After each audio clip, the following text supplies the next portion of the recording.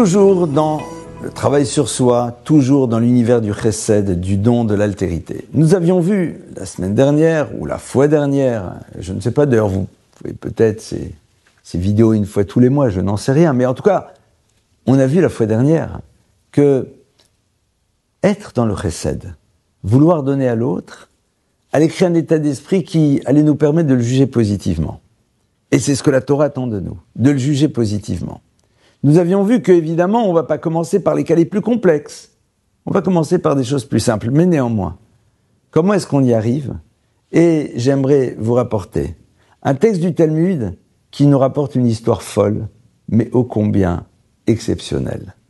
La Gemara, dans le traité de Shabbat, nous rapporte l'histoire de cet homme qui habitait en Galilée supérieure, donc dans l'extrême nord de la terre d'Israël, et descend dans le sud. Donc vous imaginez, il traverse Israël de bout en bout, et va travailler chez quelqu'un pendant 3 ans. Il va chez lui pendant 3 ans, il travaille. Et au bout de 3 ans, dit le texte, cette personne, veut revenir dans sa famille. Donc il va vers son patron et lui dit, ça y est, j'aimerais recevoir maintenant mon salaire pour tout le travail effectué, car je veux revenir dans ma famille. Et là, aux surprises, il lui dit, peux-tu me payer? Et l'autre de lui dire, je n'ai pas d'argent. Ah! Bon, alors, peux-tu me donner des animaux qui ont la valeur de mon salaire? Je n'en ai point. Alors des récoltes? Je n'en ai point. Des fruits? Je n'en ai point. Des terres? Je n'en ai point. En 2 mots, il n'a rien. L'autre le regarde et dit le texte, il s'en va complètement désespéré. Il repart chez lui. Le Talmud continue et nous dit que, après les fêtes, le propriétaire, celui chez qui il a travaillé, prend 3 ânes et les charge de toutes sortes de cadeaux et va jusqu'en Galilée supérieure rejoindre celui qui a travaillé chez lui. Et dit le texte, une fois que l'autre l'accueille, il dit bienvenue, très heureux de t'avoir, il s'installe, il lui donne à manger, il lui donne à boire, il lui fait aucune remarque, il lui dit rien. Après cela, l'autre va le payer.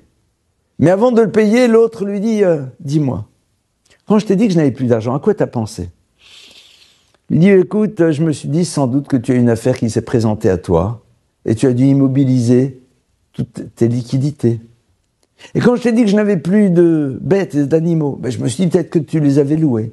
Quand tu m'as dit que tu n'avais plus de récolte, peut-être que tu n'avais pas fait les prélèvements obligatoires, donc tu ne pouvais pas en disposer à ta guise. Et lorsque je t'ai dit que je n'avais plus de meubles, je me suis dit peut-être que tu les as consacrés à travers un vœu, que sais-je. Et l'autre de lui dire, comme tu as raison, tout ce que tu as pensé, c'est exactement ça. De la même manière que tu as su me juger positivement, que Dieu soit capable de te juger positivement aussi. L'histoire est géniale.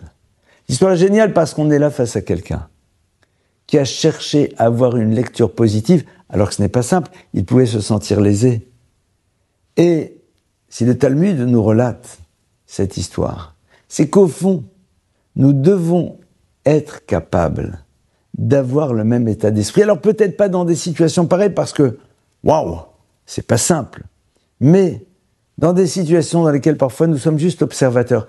Et je vais vous raconter l'histoire suivante, c'est une histoire très connue. C'est l'histoire d'un mariage dans lequel, le rabbin vient et puis à un moment dit, c'était le rav de la communauté, je montrais à tout le monde une curiosité, il sort de sa poche une pièce d'un demi-cycle de l'époque du temple de Jérusalem. Alors c'est une curiosité, tout le monde regarde, se passe la pièce de main en main, c'est extraordinaire. Et puis à un moment, que se passe-t-il? Le rabbin veut qu'on lui rende sa pièce, mais on ne la trouve plus. Waouh, que fait-on? La pièce aurait-elle fait poche restante chez quelqu'un? Et tout le monde dit, mais non, elle n'est pas là, on ne sait pas où elle est passée. Et le rabbin dit, écoutez, fouillez-vous les uns les autres, que chacun sorte sa veste et la donne à l'autre, et l'autre va fouiller dans les poches. Et à un moment arrive un rabbin un peu plus âgé que les autres, et dit, non, on va attendre. Alors, par égard pour ce vieux rabbin, on attend. Mais au bout d'un quart d'heure, 20 minutes, on veut le faire, on veut chercher. Et le rabbin dit, non, on attend encore.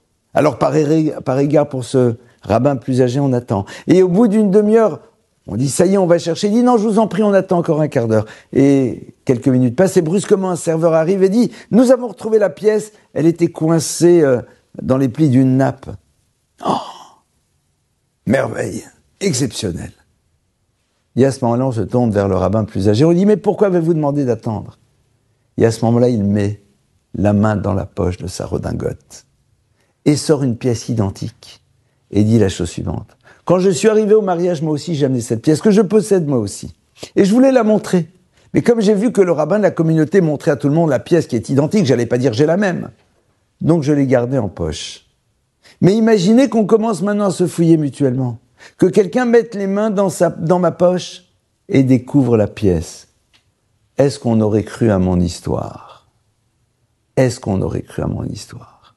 Or pourtant l'histoire était vraie. Juger l'autre positivement demande un vrai travail.